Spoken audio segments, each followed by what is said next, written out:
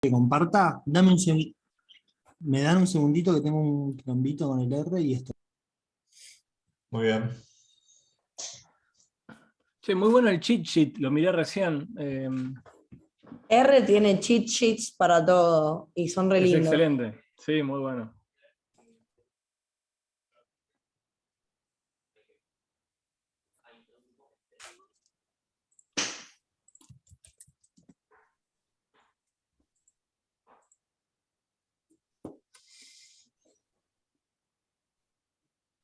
Perdón, ¿qué cosa tiene R? Estos machetes, Machetes. cheat sheet, de cómo usar, no sé, dplyr, ggplot, todos estos paquetes tienen su machete que es un PDF largo, a veces en 2 páginas, que te va a Ahí mostrar, lo mandé por el chat. te muestra todas las funciones y cómo es la sintaxis. Perfecto, gracias.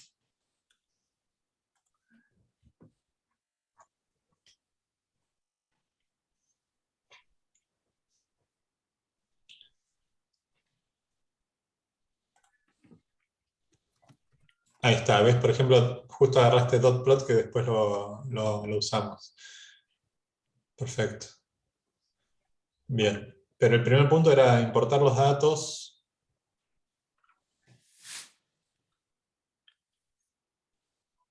A ver, mostrar los datos cómo están recién cuando los importás, que es ese D. Ok, quedan así. Quedan con esa tabla. Y esa tabla, claro, ven que no es... Ahí, está bien, ok. Para cada persona que participó y respondió, dice qué número respondió para la pregunta sobre los círculos y qué número respondió para los puntos. Bueno, muy bien. Pero bueno, eso, si uno lo quiere pasar a Tidy,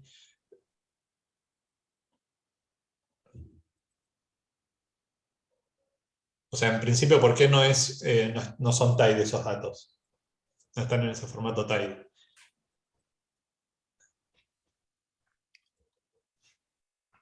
¿Te quedaste sin micrófono, Fede? Ay, perdón.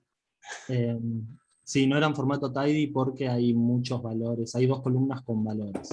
En cambio, en el formato tidy tenemos una sola columna con valor y en la otra nos podemos referir a si son círculos o puntos. Pero bueno, hace una cosa. Volvé y no borres la columna 1, digamos. ¿Y qué pasa si corres la otra? Eso, sin borrar la columna 1.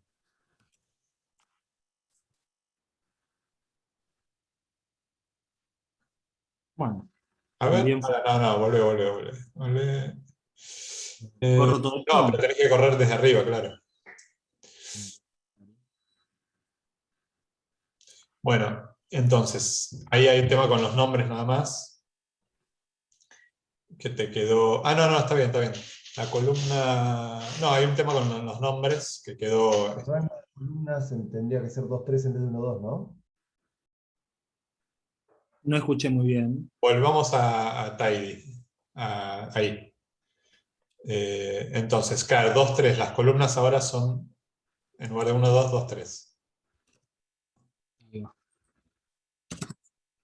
Que son las columnas que tienen las respuestas. Bien. Ok.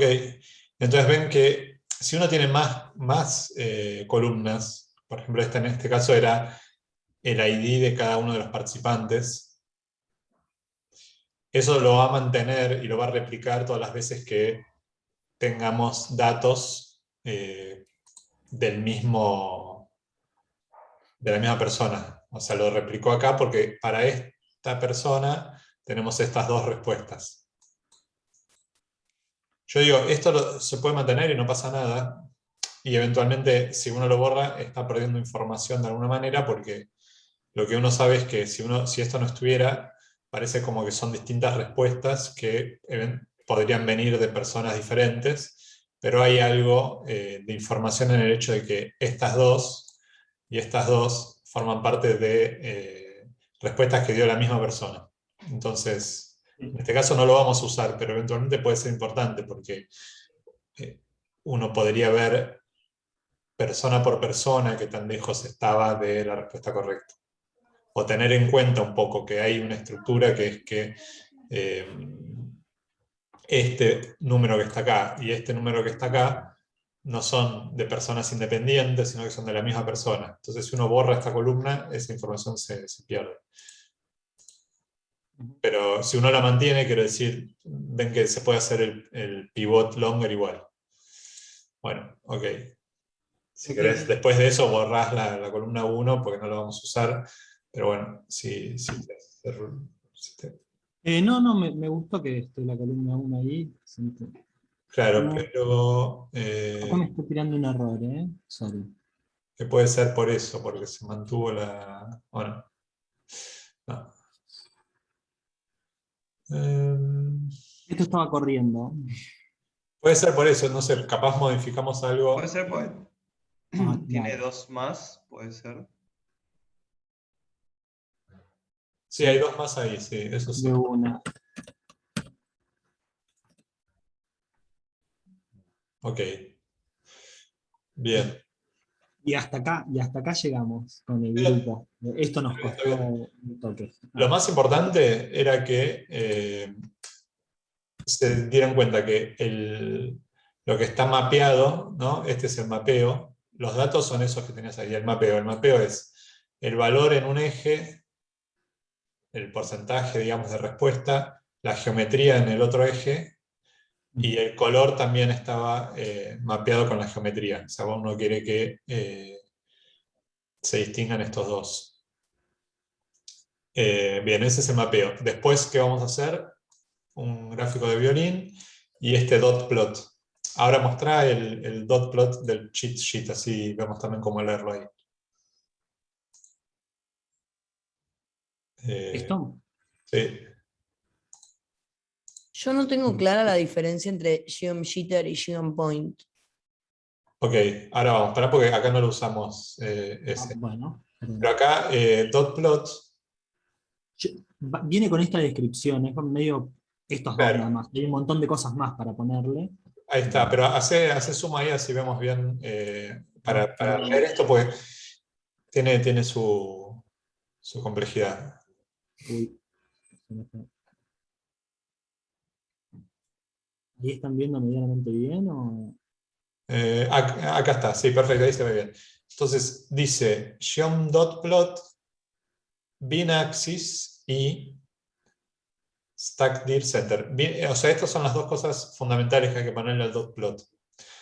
El bin-axis, ¿está bien? O sea, ¿cuál es el eje que vamos a querer, donde están, que queremos binarizar, o sea, separar en bines? ¿Está bien? Va a ser el eje Y. Y este stack-dir center, lo podemos poner o no poner, pero básicamente lo que dice es que los puntitos estos, ¿sí? Los puntitos esos cuentan cuántas observaciones hay para cada valor del eje Y. Y si no le ponemos center, podemos probar ahora, simplemente los grafica a la derecha de sácaselo y eso sí.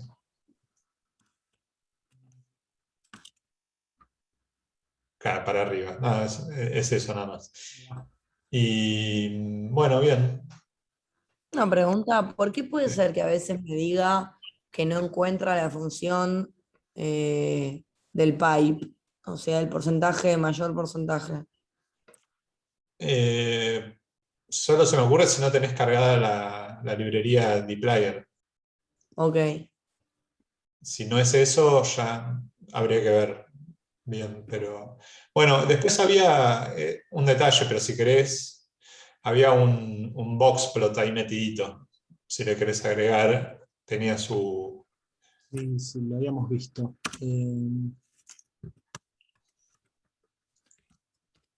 Si querés ahí, yo tengo... Lo que pasa es que si pones ahora el boxplot, ponelo que va a tirar... Error. Para que acá me faltó un más.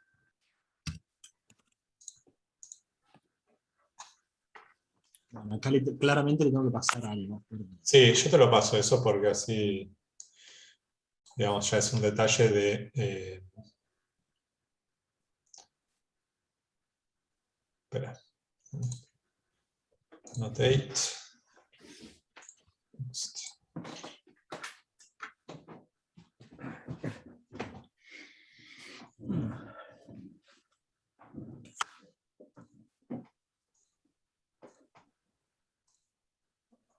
¿Ahí salió? Sí, salió. ¿Y ahora esto le puedo copiar? No, no, Hubiera sido mucho. no, estaría bueno, pero no. Pero como... sí.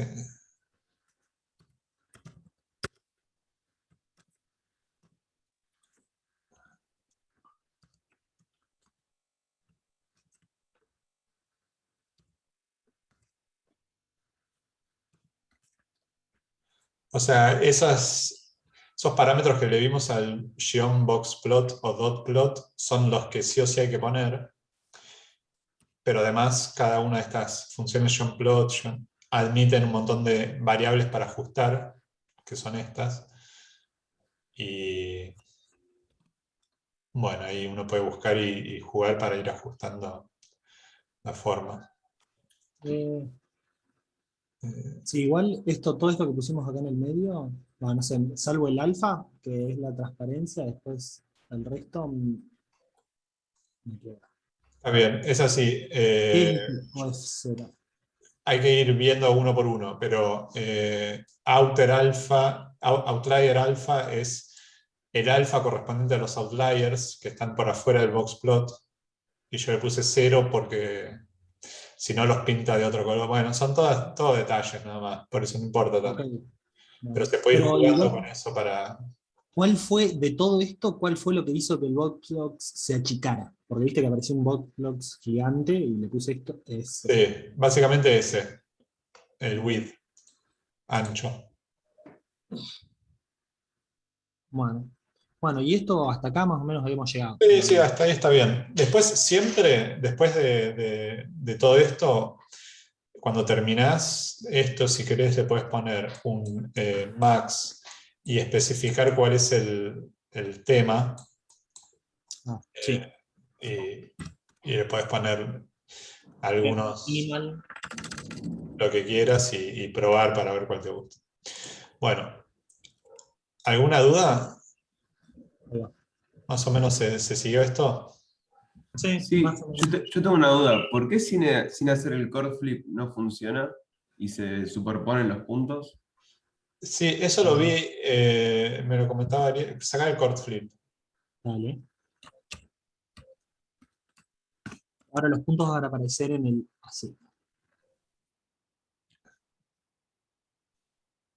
Claro, acá queda bien, porque en nuestro grupo, si no hacíamos el core flip y cambiábamos el X y el Y, Sí, se claro, superponían mal los puntos. No sí, sé por qué. está bien. Lo que no anda bien, y eso sí no sé por qué, es si uno no quiere usar el cord flip, pero igual lo quiere hacer horizontal. Y entonces uno dice, lo podría tranquilamente hacer intercambiando geometría por valor, y si uno hace eso no funciona. O sea, aparecen los funciona el puntitos tema por otro lado y no sé por qué. El tema del dot plot no funciona. Tal cual. Cómo tiene la X y la Y, qué es lo que espera en la X y lo que espera en la Y, y ese tipo de cosas. Y las opciones que tiene para la X y la Y. Sí. No es simétrico. O sea, vos cambiás geometría por valor acá y acá le pones X en lugar de Y y ya no hace lo que uno supone que debería hacer. Pero bueno, no se me había ocurrido cuando lo hice porque la forma canónica de hacer el violín y el dot plot es vertical y después hacer rotarlo, entonces no me había topado con eso, pero bueno, sí, no andaba. Sí, lo que queda medio raro de eso es que después vos, a mí me pasó lo mismo, ¿no? Que cuando querés agregar la línea vertical con la respuesta correcta, en 75, en realidad sería una línea horizontal que después vas a dar vuelta. Sí, lo de la línea vertical de 75, claro, si uno lo pone antes del cord flip, sería horizontal, ¿no? O sea, se puede agregar una línea horizontal Antes lo querés. antes. ¿Y cómo era para agregar la línea? Eh, No va a funcionar así. Que on H-line. algo así. Pero bien lo podés agregar después del core flip y que sea lo que uno espera, no sé, que sea vertical, ¿no? Tal cual, sí, sí. O sea, ¿es Geom H-line o Geom B corta line? Ah, perdón. ¿Y de parámetro algo más? ¿O así? Se me Te fue puedo lo decir que se que- ponga en 75. mínimamente que le tenés que decir en qué valor. ¿Esto va a funcionar? No sé. No, se llama I porque es... ¿No es X-intercept y intercept? Claro. O sea, ahí tenés que ponerle I-intercept, porque es una línea horizontal. Todo junto. Y-intercept. Es. Está bien, como lo estoy haciendo, sería X-intercept si fuera después del core flip. Claro. Si es vertical, tenés que poner es. Ahí va. Bueno, muy lindo. Bien. ¿Quieren preguntar algo más? Si no, vemos un poquito del 2 o el 3. Dale. Bueno, dejo de compartir que era A ver. hasta acá.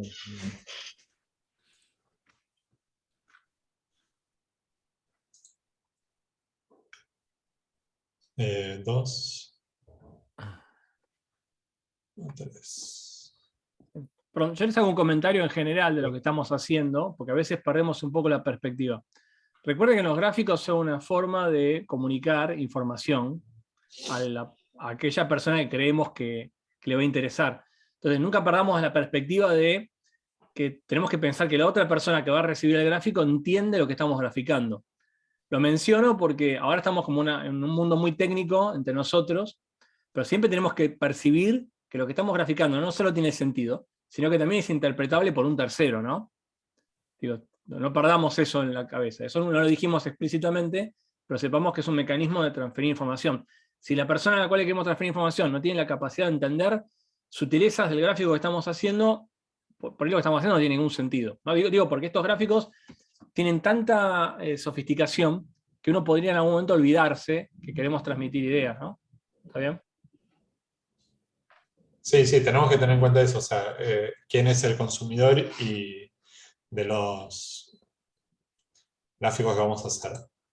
A ver. Lo digo un poco por experiencia, me he pasado años haciendo gráficos que para mí eran hermosos, pero nadie entendía y me di cuenta mucho tiempo después, por ejemplo. Y nadie se animaba Claro. a decirme que nadie entendía qué era gráfico. Bueno, eso está bueno. También para retomarlo por ahí, cortemos 11:30 y charlamos un poco de qué hace cada uno. Y ese me parece un retema para tocar. Les cuento el 2 porque simplemente así les señalo alguna cosa. Este gráfico se construía con estos datos de Gapminder, que yo les puse ahí la página por si quieren ver de dónde salen. Pero bueno, vieron que tiene datos de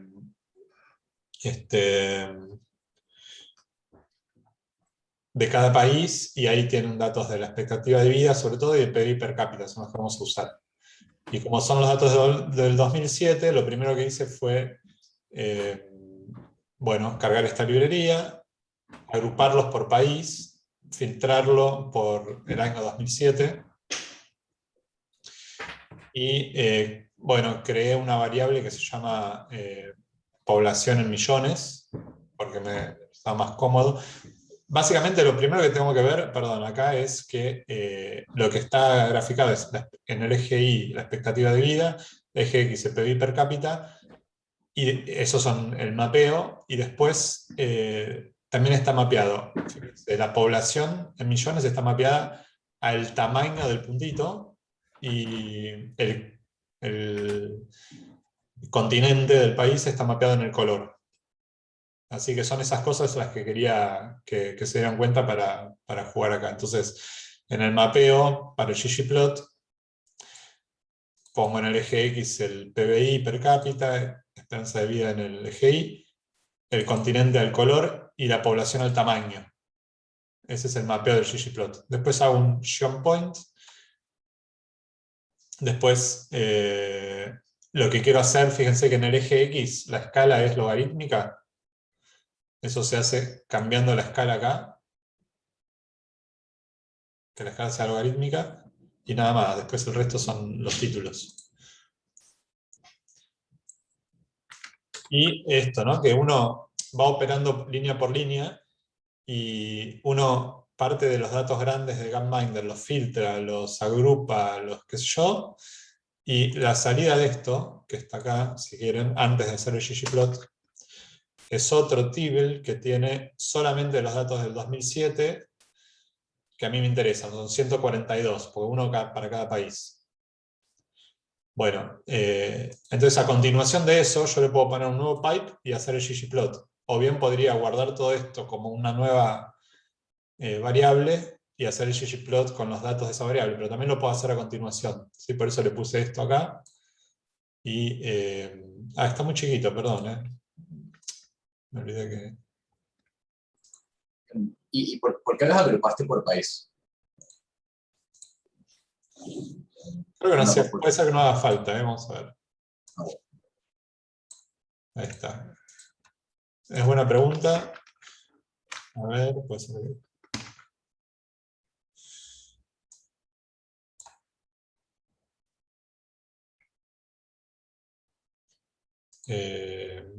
ahí está, no hace falta. Porque no estoy haciendo ninguna operación que dependa de que estén agrupados por país. Así que no hace falta. Bien, gracias. Bueno, era eso. Y después había otro gráfico que era con las temperaturas. ¿Alguna pregunta de esto? ¿Se entiende? Básicamente, a partir de un gráfico que ya está hecho, entender cómo son estos mapeos. Y en el último, es como es revisitar lo que habíamos visto en otro TP, que era esto de las temperaturas, mínima, media y máxima por mes. Pero bueno, graficándolo así.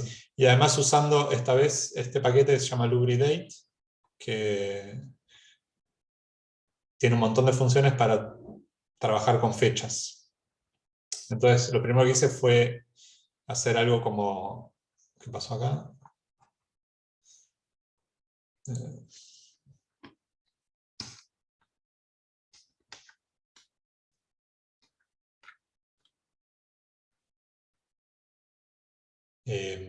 Lo que hice acá fue un poco lo que también había hecho Ariel la otra vez, con RBase, que es crear una variable nueva que tenga la fecha de la forma que a nosotros nos interese. ¿Sí? Entonces, mutate y case when, quizás ya lo habían usado antes, pero case when es, vamos a crear una nueva variable que se va a llamar mes número, y case when está bueno porque simplemente uno le puede poner muchas condiciones y para cada condición que le asigne un nuevo valor a esta variable mes.número. ¿Sí? Entonces, quiero que cuando la variable mes vale enero, me lo reemplace por 1, cuando vale febrero me lo reemplace por 2, y entonces ahora esta variable mes.num tiene los números de los meses. Y una vez que tengo los números de los meses y también tenía el año, esta función makeDate de Lubridate me transforma en fechas cuando yo le paso el año y el mes. ¿Está bien? Y entonces, si hago esto, ahí está, ¿no? Yo tenía el año, me apareció el número del mes, y con ese año y número de mes se construyó una nueva variable fecha, que tiene formato fecha, date, y está construido a partir de esas dos. Bueno, y después lo más importante del gráfico es que usamos esto que vieron que hay un grafiquito por cada año.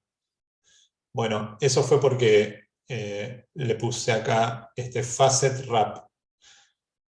Eso hace que uno quiera que se construya un gráfico de las temperaturas, donde en el eje X está la fecha, en el eje Y está la temperatura media. Entonces, que grafique con puntos eso, que grafique con líneas la temperatura media, mínima y máxima, pero sobre todo esto que está acá después, que cada uno de esos gráficos me los separe, esto es lo que hace esta que está acá, me los separe por años. ¿Está bien? Si yo no hago eso, o sea, de hecho si yo hago, a ver, no sé, puedo correr hasta acá, esto solamente. Y si yo solo hago esto, fíjense que lo que hace es, en un solo gráfico hizo todos los años.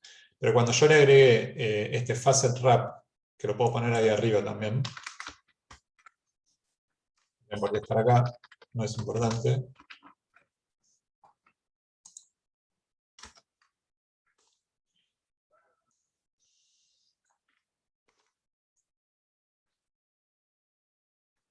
Este facet wrap lo que hace es, y lo ven ahí en el cheat sheet, en el machete ese también, es pedirle que todo eso lo separe por año. Entonces va a ser uno para cada año, y tarda un poquito más por eso.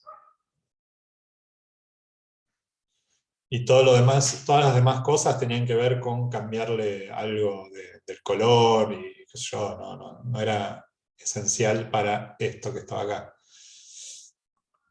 Ahí Guille un comentario que creo que nunca lo explicitamos.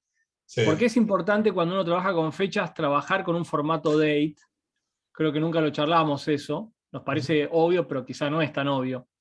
Porque el formato date, un objeto que tiene formato date, es operable aritméticamente. O sea, uno a una fecha uno puede restar fechas y obtener diferencias en días o en segundos.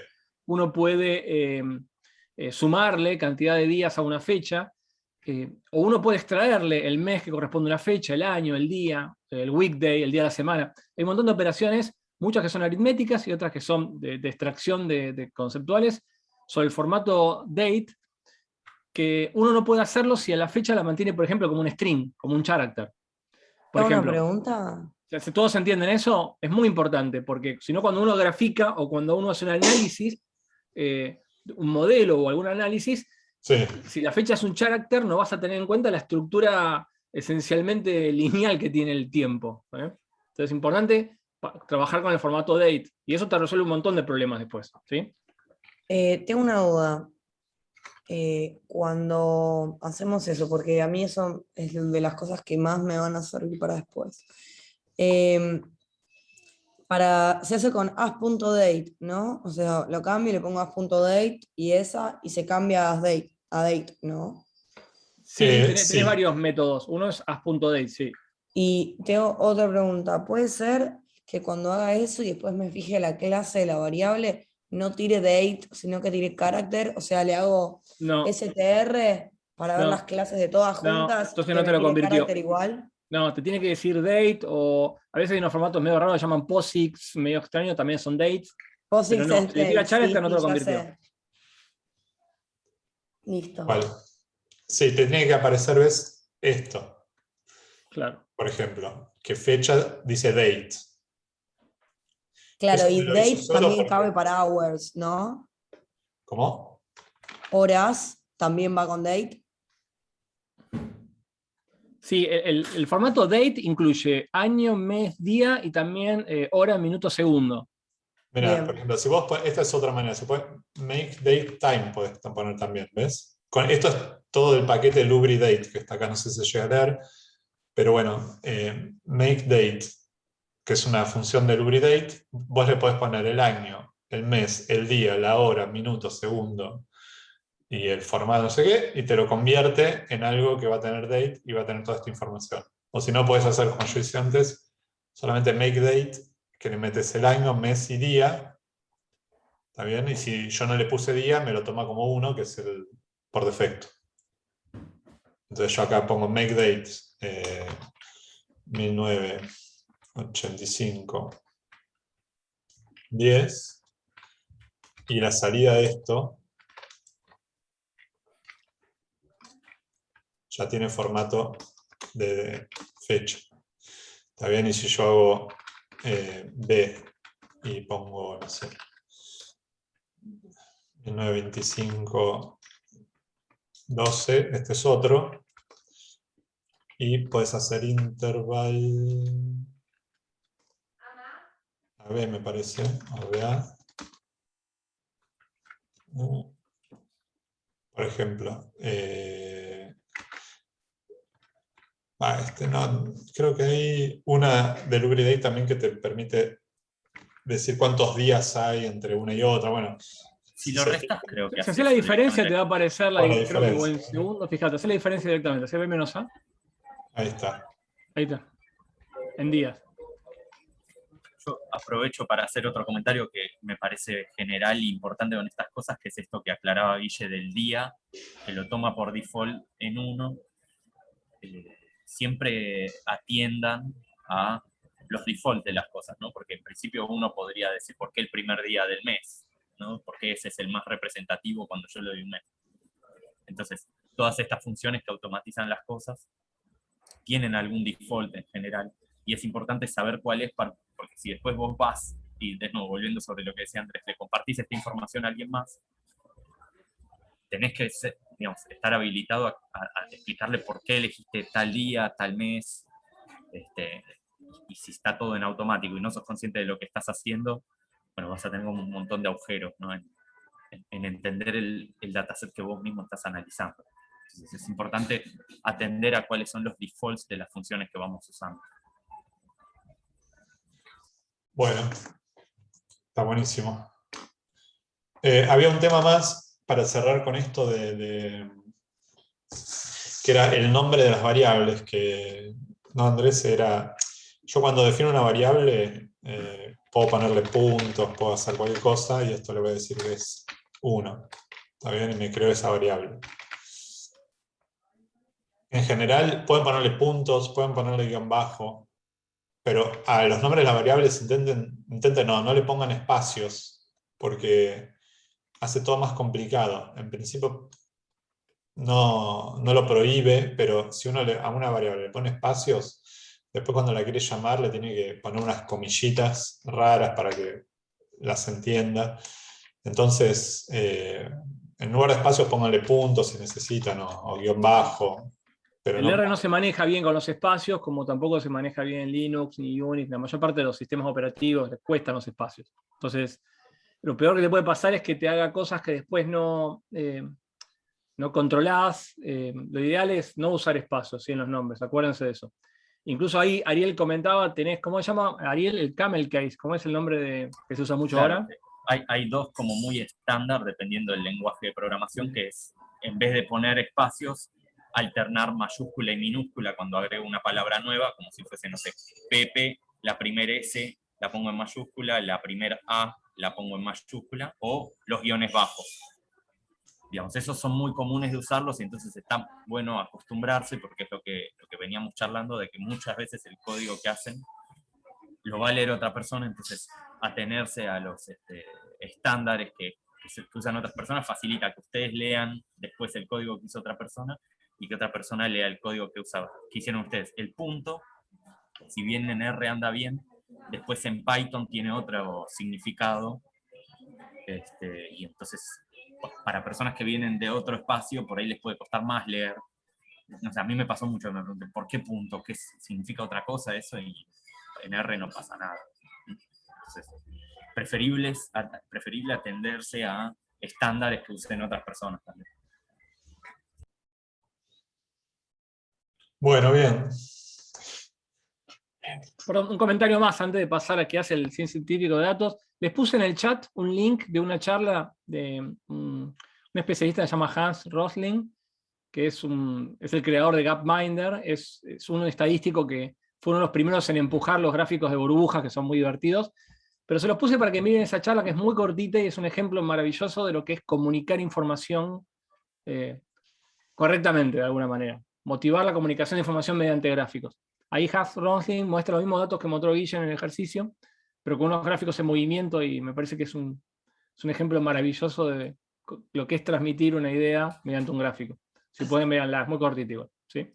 Se lo dejé en el chat. Y además, él tenía una personalidad muy convocante. Era como que, no sé si en una de las charlas termina como para sabe que tiene que llamar la atención, de captar la atención del público y aprende a hacer tipo, ¿cómo se llama? De esos que hacen traga, tipo espadas, y termina una charla y dice, bueno, y ahora para que vean que esto es posible, agarra una daga gigante y digo, ¡oh! Es como era un comunicador incansable. ¿Ah, murió? Sí, hace 2 años creo. Algo así. Ah, mira, no sabía. Bueno, Sí. le salió mal lo de la daga. Parece que sí. No, no, pobre, no. Le salió bien. Bueno, genial. Bueno, ahora nos queda el tema de qué hace el científico de datos, ¿no? Me parece que pasamos a eso.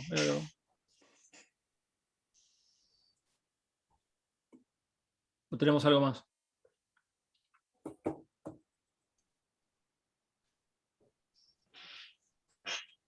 ¿Pasamos a eso? Sí, me parece que sí, podemos pasar a eso. Yo ya no tenía nada más para decir. Nicolás está, que fue el que motivó.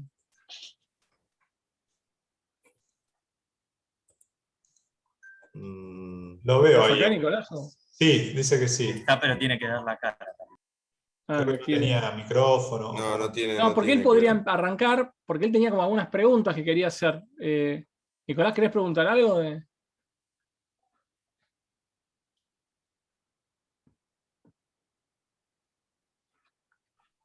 Primero arranque si quieren.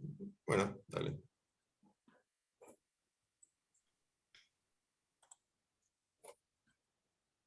Dice que arranquemos, así que. Bueno. Pregunten lo que quieran en el camino. ¿Quieren que arranque yo? Bueno, yo empiezo contando un poco, ¿sí? A ver, ¿cuál es el métier esencial de un científico de datos? Obviamente que muchísimos depende de dónde laburen, pero yo voy a agarrar por algo que no es lo más usual. Supongo que después, capaz que Martín les va a contar más la parte predictiva. Yo no voy a usar la parte predictiva, voy a hablar más de la parte del análisis de los datos, de la exploración de los datos. Una parte muy importante de cualquier científico de datos que trabaje en cualquier organización, no importa si es un ministerio, una empresa, un departamento científico, tiene que ver con el análisis y la exploración de los datos. Esto que estamos haciendo en este curso. No necesariamente tener que definir un modelo para predecir qué le va a pasar a cierta variable, sino mirar datos, mirarlos. Tratar de entender cómo se guardaron los datos, cómo se generaron, qué están reflejando los datos, qué problemas tienen los datos, en qué variables faltan datos, por qué faltan datos, o ciertas características particulares que los datos tienen que hasta que no lo diste varias vueltas no encontrás y no entendés qué es lo que pasa. Y en ese proceso de análisis y exploración de datos, lo que hace el científico de datos todo el tiempo es hacer un ping-pong de ida y vuelta con los especialistas del fenómeno en cuestión, que muchas veces no es el mismo científico de datos. El científico de datos trabaja con, imagínense que ustedes son científicos de datos y trabajan en el Ministerio de Economía. Entonces ustedes van a estar rodeados de economistas que son los tipos que entienden más qué significan esos datos, qué mide realmente esa variable o qué esperaría que se mida esa variable, para qué se usa, en qué situación se la mide. Entonces el científico de datos, buena parte de la tarea del científico de datos es, cuando mira los datos, ir al especialista en cuestión y preguntarle, che, mira, esta variable la tengo, te muestro el gráfico, mira, estoy viendo esto. Entonces el economista te va a decir, no, pero te estás mirando mal, esa variable no se mira así, la tenés que relacionar con esta otra. Ese ping-pong, ese ida y vuelta que el científico de datos tiene, en ese mirar los datos con los especialistas, es esencial en la tarea de la ciencia de datos. Es una tarea que es fundamental. Uno cree que los datos son autoexplicativos. Los datos rara vez son autoexplicativos. Los datos, para entender los datos hay que entender muchísimas cosas sobre el fenómeno en cuestión. Y algo que se me van a entender en esta instancia es que el análisis de datos, la exploración de datos, y menos aún el modelado, no reemplaza el conocimiento científico profundo sobre el fenómeno que uno quiere atacar. No importa cuán bueno uno sea modelando, describiendo, explorando, seguramente no vas a reemplazar al economista que entiende sobre el fenómeno. O no vas a reemplazar al físico, que es el que está desarrollando el experimento con partículas para detectar. O no vas a reemplazar al químico. La idea no es reemplazar a nadie. y no es que de golpe el modelo o el análisis de datos le va a dar una mirada que antes ni el químico, ni el economista, ni el físico tenían y no sabía. Los va a complementar, los va a ayudar, se va a enriquecer, pero la ciencia de datos no reemplaza al trabajo científico, lo complementa, lo enriquece. Entonces, una parte fundamental de la ciencia de datos tiene que ver con este juego con los datos, esta graficación de los datos, la exploración, pero al mismo tiempo la discusión con los especialistas del fenómeno sobre qué significan esos datos, cómo fueron relevados, para qué se está buscando hacer, para qué los quiero. Porque buena parte de lo que yo haga con los datos, cómo los prepare, cómo los grafique, cómo los transforme, va a estar no solamente influenciado por de dónde vinieron y cómo fueron generados, sino por el objetivo final. ¿Para qué los voy a querer? Los datos cambian, se mutan como un camaleón todo el tiempo dependiendo qué es lo que quiero hacer con ellos. Para algunas cosas voy a tener que hacer un trabajo con los datos y para otras voy a tener que hacer un trabajo completamente distinto. Entonces, no puede un trabajo completamente independiente del científico de datos sin saber qué es lo que va a querer hacer después con esos datos. A veces no está perfectamente definido, a veces es una tarea que uno va descubriéndola con el pasar del tiempo, pero esas son partes fundamentales del trabajo en ciencia de datos. Y eso es ubicuo, si trabajas en un ministerio, en un departamento de investigación, en una facultad, en un laboratorio, en una empresa, en un departamento de marketing. No va a cambiar. La parte descriptiva y ese ping-pong de preguntas y respuestas con los especialistas existe y es una parte como esencial del trabajo del científico de datos. Eso fue, ahí arranqué yo, digamos. Una parte por ahí que está un poquito más subestimada, la parte de la graficación y el manejo de datos, porque ahora como la estrella es lo predictivo, ¿no? Hay una visión de que el científico de datos lo único que hace es predecir cosas, ¿no? Modelos, un XGBoost para predecir la venta de los próximos 2 meses. No es cierto.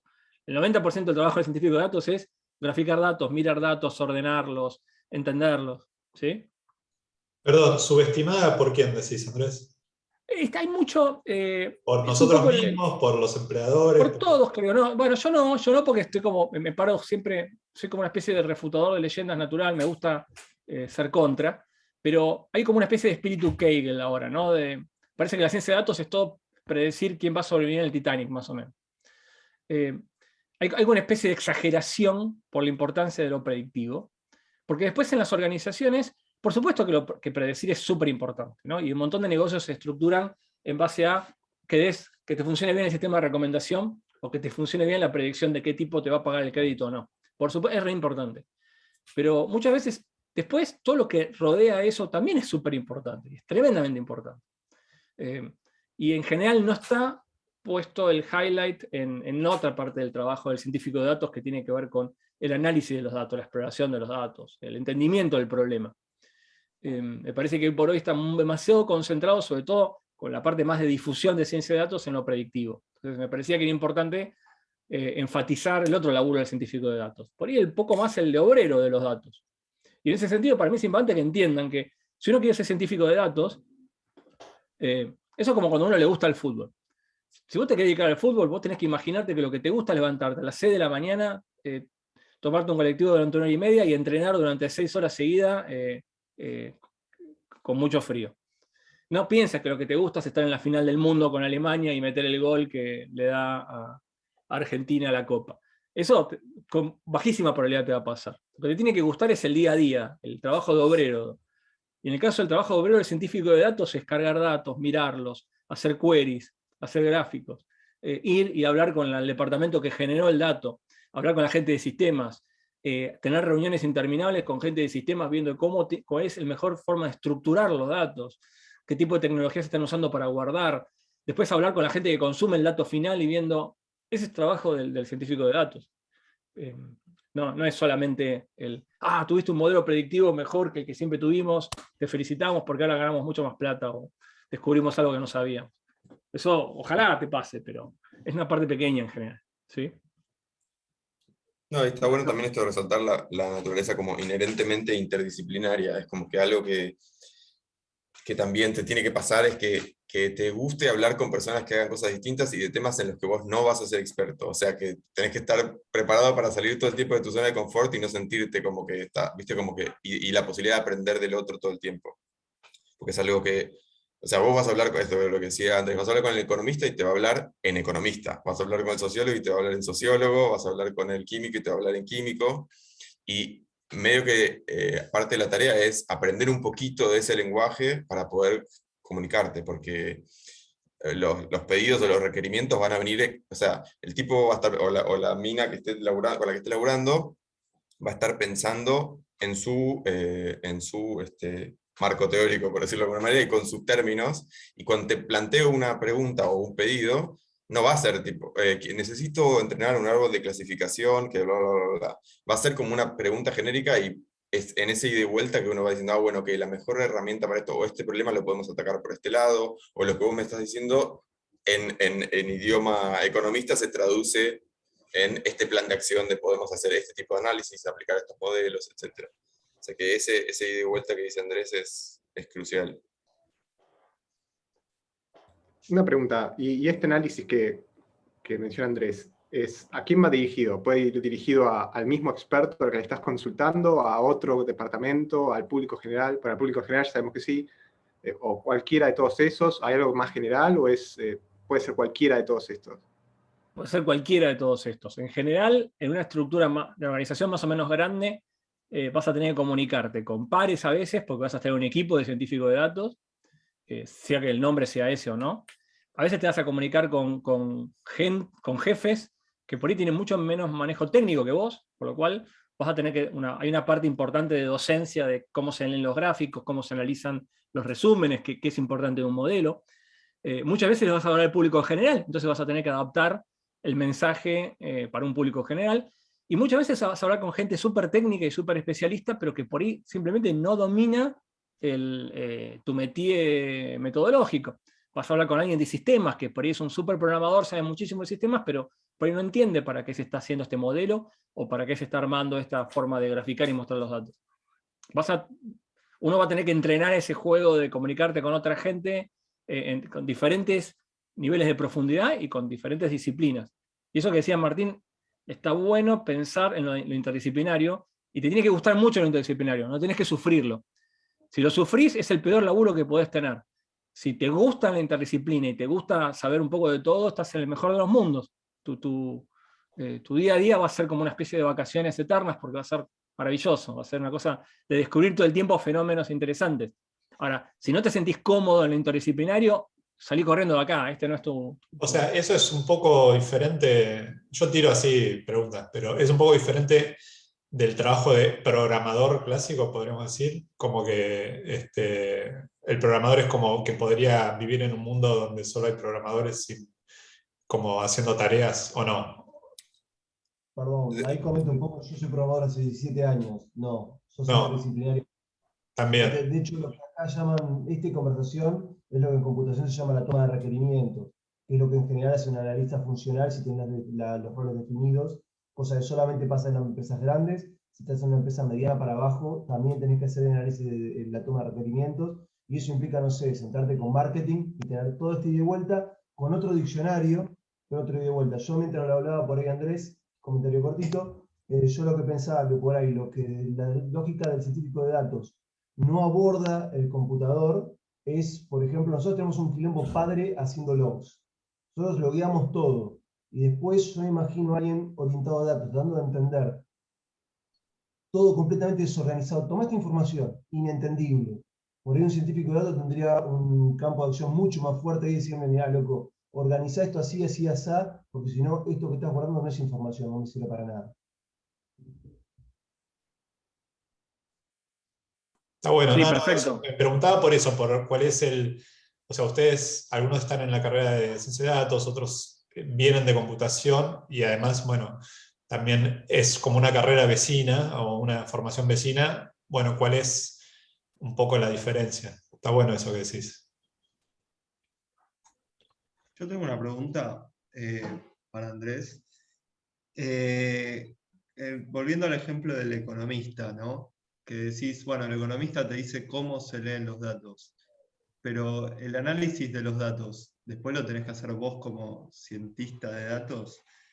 ¿O vos solo te dedicás a manipular los datos, graficarlos, y que después el economista haga él el análisis?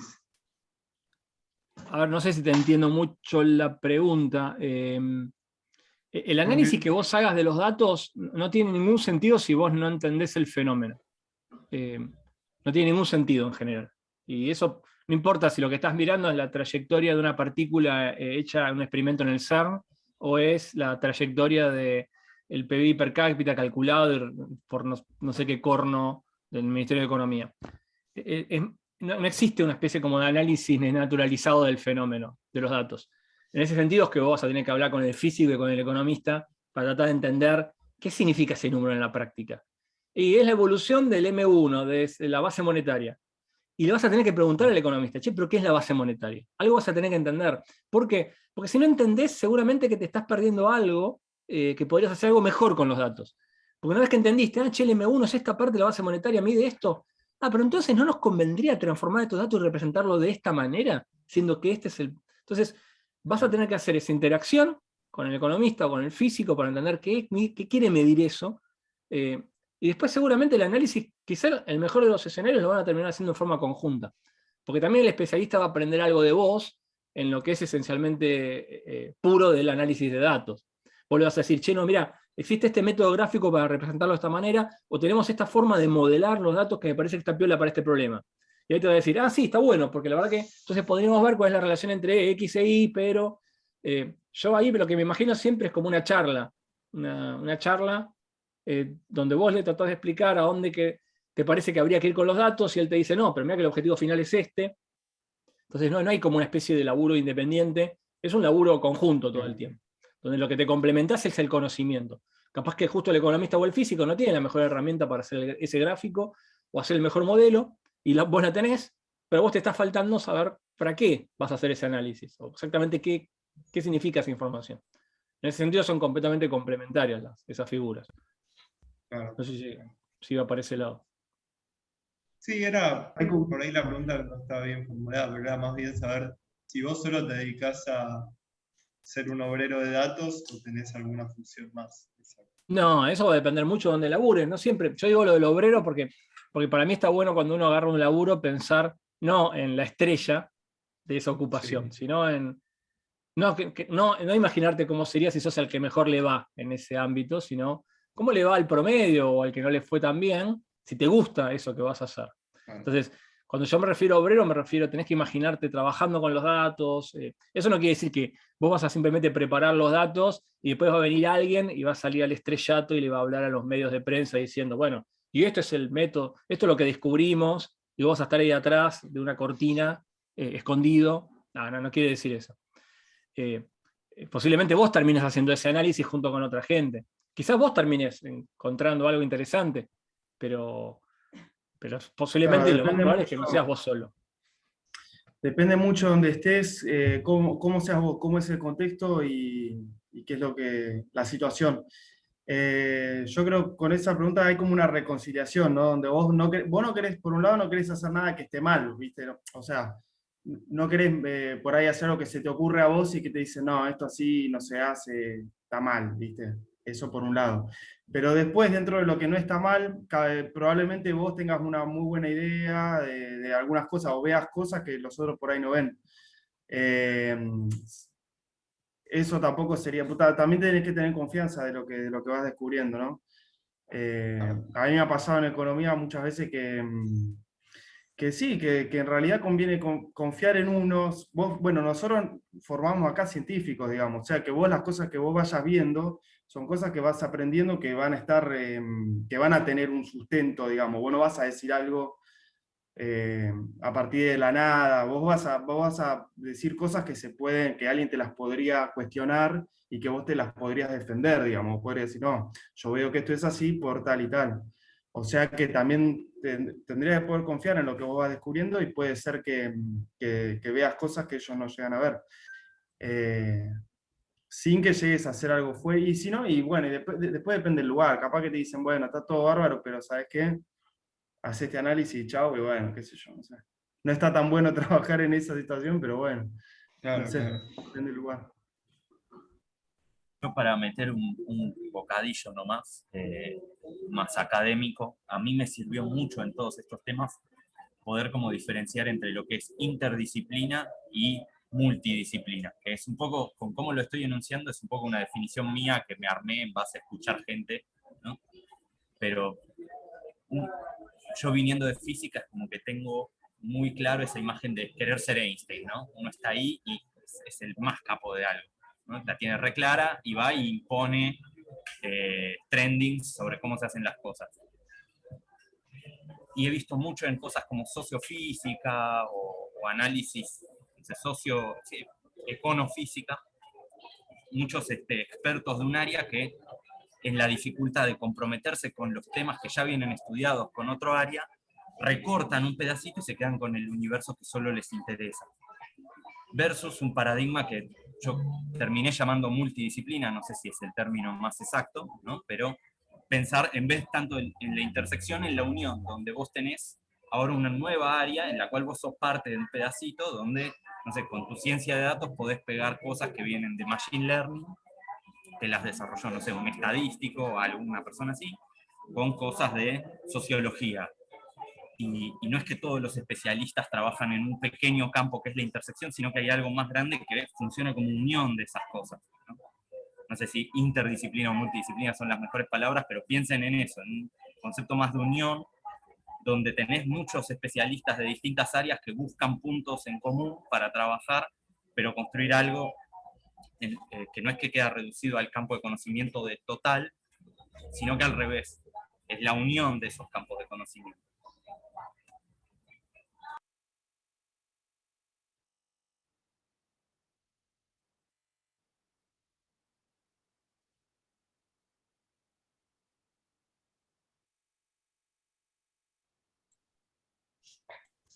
Bueno, ¿y qué más? ¿Preguntas, dudas de vos, Guille, algo que quieras contar? Yo no hablé nada. Aparte, con esto saqué el foco de interés sobre lo predictivo, pero eso es una parte importante también. Una cosa que yo agregaría como contexto, perdón, es que también todo esto es muy dinámico, va mutando y es algo que en realidad capaz que nosotros le decimos algo de cómo es ahora y ustedes salen en 5 años y es diferente. Entonces también, bueno, habrá que ver, es una cosa que se va haciendo sobre la marcha también mucho y bueno, digamos. Muy dinámico Sí. toda la... Sí. Sí, no sé, yo seleccioné ahí un par de proyectos en los que trabajé, que si quieren les puedo hacer tipo como un pantallazo, como pensé, esa es otra opción, decir tipo, bueno, y yo laburé en esto como decir, No, bueno, dale, buenísimo, bien buenísimo, puede Martín, ser. dale. Fui abriendo, fueron cosas que encontré en el Drive en este rato, o sea que espero les comparto pantalla. Vale. Muy breve. También en mi calendario, perfecto. O sea, yo pasé por, o sea, después del doctorado salí, esa es como una de las primeras cosas que hice, que trabajé para una consultora que trabajaba con Kimberly Clark, que son los que hacen, fabrican pañales, y querían tener algún método de medición algún control de calidad y de método de medición sobre qué pasaba con la humedad en las colas de los bebés con el uso de los distintos pañales. Y así que uno de los primeros proyectos en los que trabajé fue algo que tenía que ver con esto, más encontrar una herramienta que sirviese para medir más del lado físico de cómo mediría uno humedad en la piel y chequear y controlar que esa herramienta estaba funcionando con algún control positivo y un control negativo, y después finalmente hacer el estudio en comparativo entre distintos tipos de pañales. O sea, pañales y bebés fue un proyecto y que tiene todo su industria, su conocimiento específico, y del cual yo no sabía nada cuando empecé a trabajar. Y vos no sabías nada, Martín, perdón. Vos no sabías nada. Y la gente que te llamó para esto, ¿sabía lo que...? Sabían que querían una herramienta para medir esto, y no sabían nada. O sea, el requerimiento fue, yo la verdad que querría medir esto, ¿cómo se hace? De hecho, una parte fue encontrar este aparato, que era un sensor capacitivo, que fuese de uso cotidiano, que estuviese aprobado y que más o menos el rango de sensibilidad diera para lo que querían ver, pero igual había que explorar y chequear si efectivamente, por ejemplo, puedo distinguir qué pasa con una parte de la piel que está dentro del pañal con una parte de la piel que no está dentro del pañal, y después puedo distinguir entre distintos tipos de pañales con ese con esa herramienta. Bien. Por ahí Así está que bueno, sí. comentario que vos dijiste, yo no sabía nada del tema, y en la explicación vos mismo dijiste sensor capacitivo, y después distinguir entre, y que eso ya es todo un vocabulario y herramientas que vienen claramente de un área que por ahí alguien que hace pañales no sabe que es un sensor capacitivo. Claro, A veces bueno, lo que de uno hecho, sabe no es sí. tan del área, pero el conocimiento general es lo que es clave. Claro, bueno, yo lo encaré muy a lo físico, o sea, me agarré de lo que sabía, claro, entonces lo encaré por cosas que me sonaban o que tenían que ver más con mi área de estudio previa.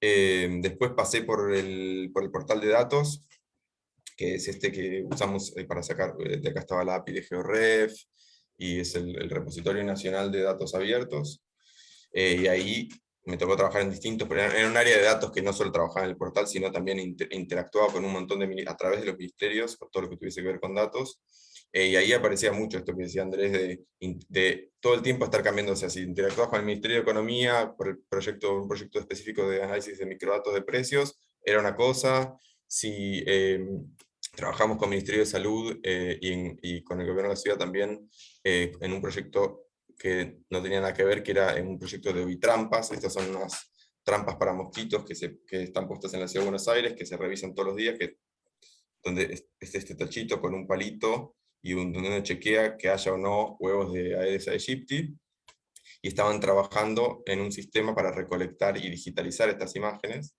centralizarlas, y nosotros en los que trabajamos esto pre-deep learning, o sea que hoy sería completamente distinto, en distintos métodos para extraer automáticamente de esa imagen, básicamente si había o no, pues lo estoy pasando rapidísimo, pero huevos o no de Aedes aegypti, que van a tener un problema particular de qué pasa si dos se están tocando, cómo reconoceríamos. Hoy sería completamente distinto, o sea, el método no importa, pero en ese momento era cómo hacemos para contar, saber si hay o no huevos de mosquito en este palito, y contar cuántos hay, porque eso también habla de la cantidad de mosquitos que hay en esa manzana. O sea, un proyecto de vuelta con su saber específico, trabajando con un equipo que ya estaba trabajando en mosquitos, que lo que sabía era, sabe del ecosistema, del ciclo de vida del mosquito, etc., pero no sabe de análisis de imágenes.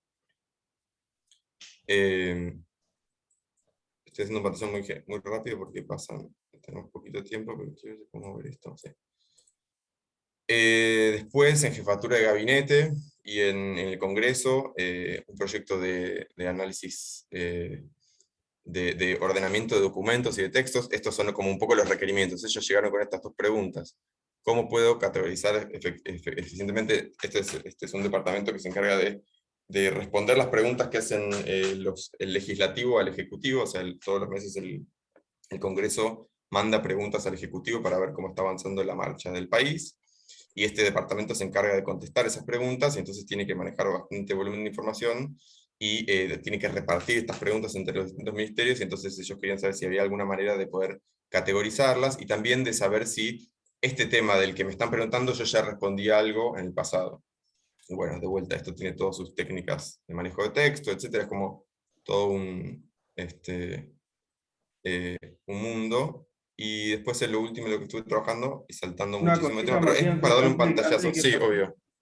Sí. Bueno, igual estamos sobre la hora, pero en ese caso, en el tema de las preguntas, seguro vas a coincidir que si la escala de las preguntas fuera más grande, bueno, si en vez de preguntas de los diputados fuera preguntas de todo el país, imagínate, ahí está buenísimo hacer esto. Capaz que si las preguntas son solamente de los diputados, por ahí vos tenés una cantidad manejable que digas, bueno, las miro con una persona en vez de... Pero es que esto es un equipo de una persona, de un grupo de personas mirándole. Son más o menos 1000 preguntas, no es tanto, pero por mes, 1000 preguntas por mes, 1000 preguntas por mes, que es una cantidad que podrías manejar, pero bueno, ellos querían hacerlo más, tienen un equipo chico, y si podían hacer una especie de preselección o priorización, les ayudaba a atacar esto más eficientemente, porque después ellos se tienen que encargar de conseguir las respuestas, de redactarlas y de armar un informe que se hace mes a mes. Entonces, para un equipo chico, 1000 por mes de esos es igual un desafío. ¿Cuál es la clasificación, si se puede? ¿O es muy largo y no da? ¿Cómo, perdón? Si quieren, o sea, podemos aprovechar un poco esos espacios de clase que vamos a tener, porque tenemos 2 minutos. Y esto es tipo como trailer así, y vemos si algo les interesa, lo vemos. Pero es como más que nada para que tengan un pantallazo de distintos temas en los que se puede trabajar. Y este es uno de los últimos lugares en los que trabajé, es una empresa argentina que se llama Antelai, que hacen cosas de inteligencia artificial en imágenes médicas, y era trabajando en los modelos que construyen estos reportes automáticos, o sea, a partir de distintas imágenes que uno se toma, resonancias magnéticas, placa de tórax, mamografía, hacer una especie de preanálisis o pre-reporte, ahí está la parte más predictiva que decía Andrés, donde se cuantifican y se extrae información de esas imágenes y se produce un reporte para que el médico radiólogo, con una información para que el médico radiólogo pueda tomar mejores decisiones, esencialmente, y puedan ver cosas que al ojo o llevaría mucho tiempo de humano etiquetar y calcular precisamente, o que directamente algunas cosas no se ven a simple vista. Y ya, estamos en hora. Fue tipo, te lo resumo así nomás en 5 minutos, pero bueno, nada, después es como un disparador de temas como para que escuchen y vean, y después podemos seguirlo charlando, digamos, ¿no? Sí, es cierto que mientras hagan tenemos más espacios de clase también para meter algunos temas que les interesen. Bueno, ¿alguna pregunta así de cierre? Me parece que estuvo buena la presentación de ellos. ¿Puedo hacer una pregunta? No sé si se me escucha, hola. Sí. Ah, genial. Bueno, medio corto, pues ya estamos medio sobre la hora. No, o sea, primero porque, bueno, no sé si Andrés, alguno de ustedes había dicho que era importante, digamos, entender los fenómenos con los que uno trabaja cuando hace estas cosas de datos y eso, pero que tampoco uno va a tener una formación así como, no sé, de grado o muy, muy sólida respecto al fenómeno del que se trata. Por ejemplo, si yo trabajo como un economista, sí está bueno que entienda y sepa cosas y que me interese todo ese tipo de cosas relacionadas a economía, pero no voy a tener la formación de grado, de materias de grado que vio el economista, digamos. Entonces la pregunta es, digamos, ¿hasta qué punto creen ustedes que al menos uno tiene que saber o estar interesado o entender la información respecto al tópico con el que trabajo, como para, no sé, trabajar o que me interese, digamos? ¿Hasta qué punto creen que tendría que saber sobre la información con la que trato, digamos? Mira, yo tengo una respuesta de mi parte. Para mí es, como siempre, cuanto más sepas, mejor. Así es. Ok.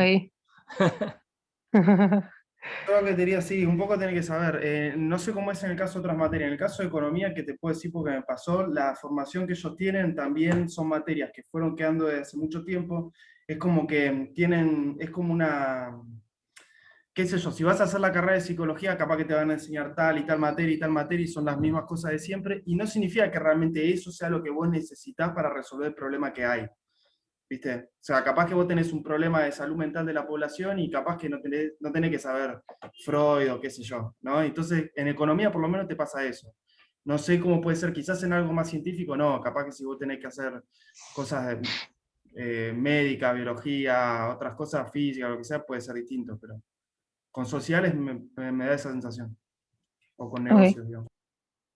Yo lo que tendría para comentar en base a lo que fui viviendo yo es que está bueno saber, pero tampoco es que tenés que pensar que vos tenés que ser el especialista en el tema, ¿no? Porque de nuevo, la imagen es que vos estás trabajando con más gente, entonces tenés a alguien a quien le podés preguntar, discutir las cosas en equipo, etc. Entonces, termina siendo para mí más importante el concepto de tener un lenguaje en común con el cual vos puedas entenderte con la otra persona y ver qué es lo que te está queriendo decir.